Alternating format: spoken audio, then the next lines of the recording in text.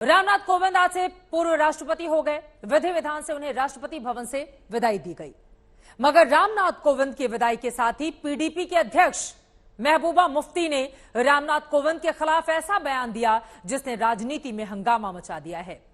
हैरानी की बात यह है कि दबी जुबान में ही सही, मगर मुफ्ती ने जो कहा उसका कांग्रेस ने भी कर दिया समर्थन। अब बीजेपी आरोप लगा रही है कि कांग्रेस और मुफ्ती पूर्व राष्ट्रपति के साथ ही देश के दलितों का अपमान कर रहे हैं।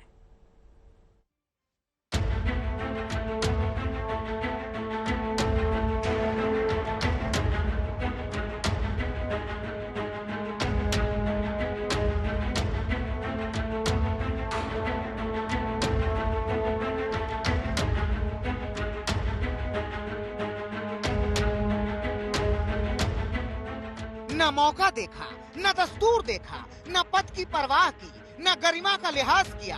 मानो यूं कि महबूबा मुफ्ती को बस रामनाथ कोविंद की विदाई का ही इंतजार था। उनके दिल में तमाम नफरत का गुबार था।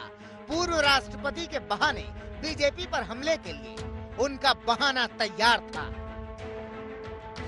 निवर्तमान राष्ट्रपति ऐसी विरासत छोड़ गए हैं जहां संविधान को अनेक बार कुचला गया, चाहे वो अनुच्छेद 370, नागरिकता कानून, अल्पसंख्यकों या दलितों को निशाना बनाना हो। उन्होंने संविधान के नाम पर बीजेपी के राजनीतिक एजेंडे को पूरा किया। यानी जिस वक्त देश नए राष्ट्रपति का स्वागत कर रहा था, रामनाथ कोविंद को ससम्मान विदाई दे रहा था, कार्यकाल से उनका शुक्रिया कह रहा था, ठीक उसी वक्त महबूबा मुफ्ती सियासी हमले की तैयारी कर रही थी। पूर्व राष्ट्रपति पर बीजेपी के एजेंडे को बढ़ाने का आरोप मढ़ रही थी। महबूबा मुफ्ती ने अपने ट्वीट में कश्मीर के हालात पर जिक्र किया, दलितों मुसलमानों पर हमलों का जिक्र किया, तो बीजेपी ने फौरन पीडीपी अध्यक्ष पर पलटवार किया।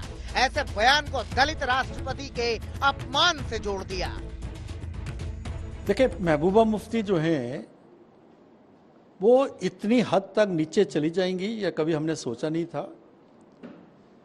राष्ट्रपति के पद पर जो व्यक्ति 5 साल रहा हो, जो महानुभाव एक दलित समाज से आते हैं और वहां से उठ के जो है राष्ट्रपति बने, ये भारत राष्ट्र का और भारत राष्ट्र का लोकतंत्र की एक बहुत बड़ा वो सिंबल बने।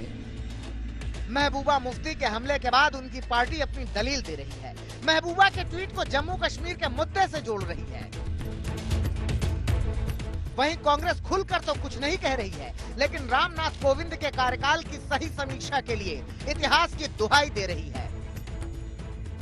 इतिहास जब समीक्षा करेगा तो ये तो देखेगा ही कि देश में तमाम संस्थान जो स्वतंत्र संस्थान थे उन पर किस तरह से राजनीतिक दबाव था और महामहिम राष्ट्रपति जी उस दौर में चुप रहे जब उन्हें बोलना चाहिए था, उन्हें हस्तक्षेप करना चाहिए था, जब विपक्ष को एजेंसियों के जरिए कुचला जा रहा था, जब ऐसे ऐसे कानून बनाए जा रहे थे जो जनता विरोधी थे, ऐसे में राष्ट्रपति जी को हस्तक्षेप तो करना ही चाहिए था।